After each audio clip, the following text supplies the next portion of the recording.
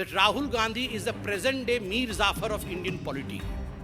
जो उन्होंने लंदन में किया है वो ठीक वही किया है। शहजादा नवाब बनना चाहता है और शहजादे ने ईस्ट इंडिया कंपनी की मदद मांगी है नवाब बनने के लिए।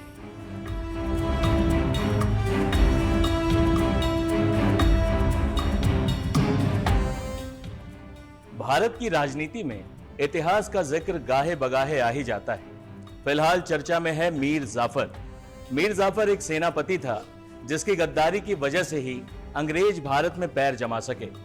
मीर जाफर की गद्दारी इतनी बदनाम हुई कि उसे गद्दारी का पर्याय ही बना दिया गया। मीर जाफर गद्दारी का मुहावरा बन गया। इस मीर जाफर का जिक्र आज इसलिए हो रहा है क्योंकि बीजेपी नेताओं ने राहुल गांधी की तुलना मीर जाफर से कर दी है।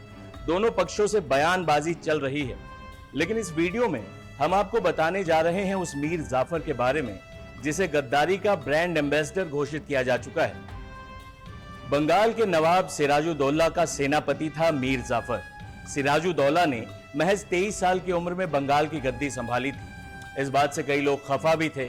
सिराजुद्दौला ने बरसों से सेनापति रहे मीर जाफर की जगह मीर मदान को तरजीह दी। इस बात से मीर जाफर नवाब से बुरी तरह चढ़ गया था।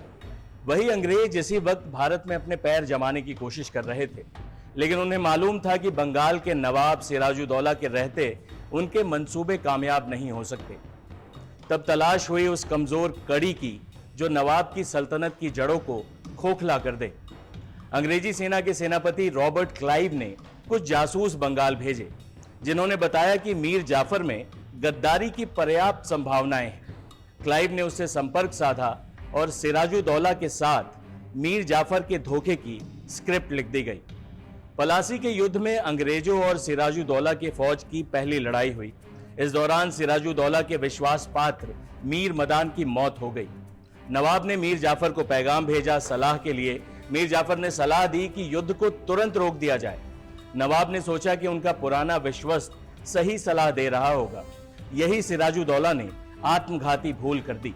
लड़ाई रोकी गई और नवाब की फौज वापस कैंप लौटने लगी। मीर जाफर ने रॉबर्ट क्लाइव को सूचना दे दी और क्लाइव ने पूरी ताकत से सिराजुद्दौला की सेना पर हमला कर दिया।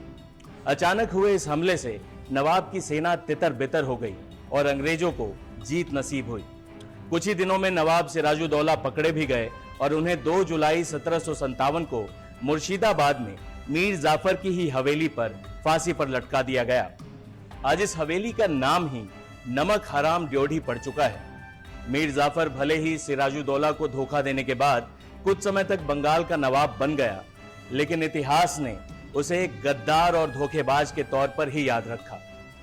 शायद यही वजह है कि कांग्रेस नेता इस बात से बेहद खफा हैं कि राहुल गांधी की तुलना बीजेपी के संबित पात्रा ने मीर जाफर से क्यों कर दी। इस तरह की तमाम वीडियोस, देश दुनिया की तमाम खबरें देखने के लिए आप सब्सक्राइब करें टाइम्स नाउ नवभारत डिजिटल को। धन्यवाद।